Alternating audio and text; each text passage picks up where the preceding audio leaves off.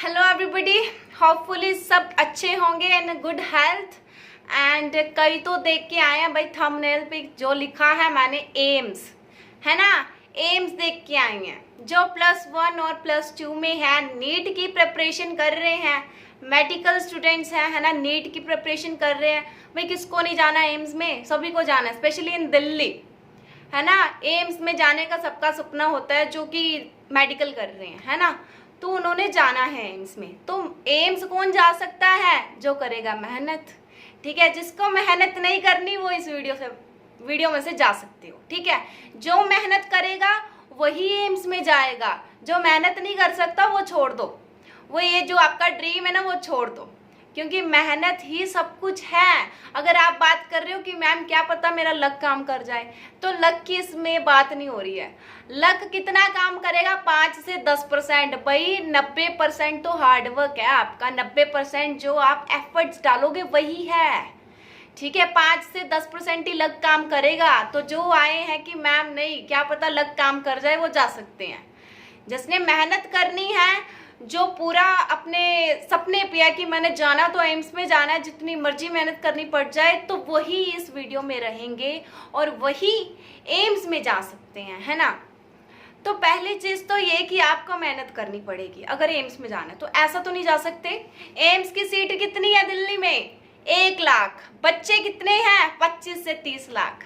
तो आप बच्चे मत देखो कि कितने हैं, कि पता नहीं मिलेगा या मिलेगी। सीट्स देखो 1 लाख है भाई, 1 लाख बहुत होती हैं, ठीक है, बहुत होती हैं 1 लाख। उनमें से आप भी आ सकते हैं अगर मेहनत करोगे। तो सब कुछ मेहनत का है। सीट्स मत देखो कि मैम कितनी थोड़ी है, कितनी कम है, नहीं, सीट्स बहुत है, 1 लाख बहुत होती हैं। तो आपका भी उसमें से नेम आ सकता है, ठीक है। पूरी तैयारी करो डट के, तो आ सकता है आपका नेम, ठीक है। दूसरी बात, आप जिससे लेक्चर ले रहे हो, आप जिससे लेक्चर ले रहे हो वो आप देखो कि वो आपको मॉक टेस्ट दे रहा है, रोज मल्टीपल चॉइस क्वेश्चन दे रहा है, प्रीवियस ईयर क्वेश्चन दे रहा है आफ्टर अ चैप्टर, ठीक है। आपको नोट्स बनाने का टाइम दे रहा है। तो उसी से आपने लेक्चर लेने हैं, चाहे आप ऑफलाइन ले रहे हैं चाहे आप ऑनलाइन ले रहे हैं, ठीक है। दूसरी बात तो ये होगी। तीसरी बात पे आते हैं भाई, आपने बनाने हैं नोट्स। अगर आप नोट्स नहीं बना रहे ना, तो आप बायोलॉजी आपके बस के नहीं है। Notes banana is compulsory. आप सोचते हो ना कि मैं प्रिंट आउट निकलवा लूंगा नोट्स के, या मैम के नोट्स हैं, भाई उससे भी कोई काम नहीं होने वाला। जब तक आप अपने हैंड रिटन नोट्स नहीं बना लेते तब तक काम नहीं चलेगा। क्योंकि जब आप हैंड रिटन नोट्स बनाओगे ना, तो जब आप लिखते होंगे ना, तब ब्रेन में कुछ जाता है आपके, है ना। मानते हो इस चीज को कि तभी आपको 20 to 30% लर्न हो जाती है चीज, जब आप अपने हाथ से लिखते हैं, ठीक है। तो ये चीज मस्ट है कि आप अपने हैंड रिटन नोट्स बनाएंगे। आप बिल्कुल जो आपको टीचर लेक्चर दे रहा है उसके साथ साथ नोट्स बनाएंगे, और घर आके फिर आके आपने एनसीईआरटी पढ़नी है बिल्कुल, और फोन को बिल्कुल स्विच ऑफ करके पढ़नी है आपने एनसीईआरटी। बिल्कुल ध्यान नहीं जाना चाहिए फोन पे, ठीक है। एनसीईआरटी पढ़ेंगे, जो टॉपिक किया है आपने, उसके बाद तुरंत बाद, चाहे थोड़ा सा गैप ले लीजिए, उसके बाद आप क्या करेंगे? Multiple choice question. कितने करेंगे? 100 नहीं, 200 से 300 तक आप क्वेश्चंस करेंगे अगर रोज के, जो आपने टॉपिक किया है, ठीक है। तभी काम चलेगा। तभी आपके at the end of the year 10,000 से 20,000 आपके क्वेश्चंस अगर हुए होंगे तो आपके लिए बहुत अच्छा रहेगा ये चीज, ठीक है। तो आपने रोज के कितने करने हैं भाई? 200 से 300 क्वेश्चंस तो करने पड़ेंगे, मल्टीपल चॉइस क्वेश्चन, वो भी टॉपिक वाइज।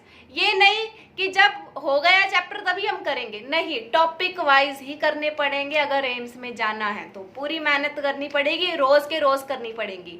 पूरा स्केड्यूल बनाना है कि मैंने इस टॉपिक के आज इस टाइम पे क्वेश्चंस करने ही करने हैं। वीकली स्केड्यूल नहीं बनाना ना, मंथली बनाना। एक दिन का स्केड्यूल बनाना है, रात को लिख के सो को मैंने कल क्या करना है, कल को क्या करना है, और कौन सा टॉपिक जो भी है चल रहा है आपने क्या करना है, ठीक है। और मल्टीपल चॉइस क्वेश्चन करने हैं, प्रीवियस ईयर क्वेश्चंस भी करने हैं, मॉक टेस्ट भी देने हैं। तो लेक्चर बिल्कुल अच्छे टीचर, जो आपको अच्छा लगता है उसी टीचर से लीजिए जिसकी आपको समझ आ रही है, ठीक है, ये नहीं देखना कि उसके पास बच्चे ज्यादा हैं तो उसी के पास जाएंगे, क्या पता नीट क्लियर हो जाए। ठीक है, ये बात नहीं है, जिससे आपको समझ आ रही है उसी के पास जाएंगे आप। ठीक है, नोट मेकिंग करनी है, नोट साथ साथ बनाने हैं, प्रीवियस ईयर क्वेश्चन भी करने हैं पूरे सॉल्व करके, और मॉक टेस्ट भी देने हैं, तभी नीट क्लियर हो पाएगा, तभी आप एम्स में जा पाएंगे। ठीक है, और सिलेबस की बात रही, कई बच्चे सोचते हैं कि मैम हमारा जो 20% तक का सिलेबस है ना, वो न्यू वाली जो एनसीईआरटी है ना, उसमें थोड़ा सा कोई कोई टॉपिक कम कर दिया गया है, कोई टॉपिक को काट दिया गया है, लेकिन ये है तो 20%, है ना। आप उतने में डिसीजन नहीं ले सकते कि मैम न्यू एनसीईआरटी आई है तो इसी से इसके भरोसे पे एनटीए चलेगा। एनटीए चलता है, एनटीए जो कंडक्ट करवाते हैं एग्जाम, वो एनसीईआरटी के पीछे ही चलता है, लेकिन वो अपना भी सिलेबस लॉन्च करता है। 2024 में जो अपने पेपर दे रहे हैं तो वो अभी 2023 का सिलेबस फॉलो करेंगे जो एनटीए ने दिया है।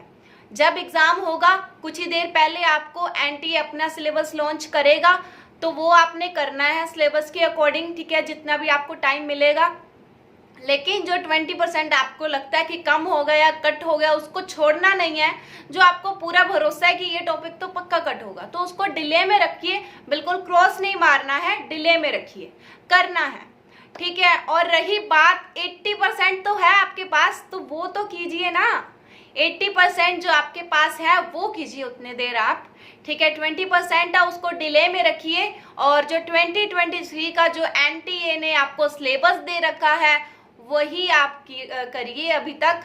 जब 2024 का सिलेबस आ जाएगा फिर आप देखिए उसमें क्या टॉपिक है और क्या नहीं है।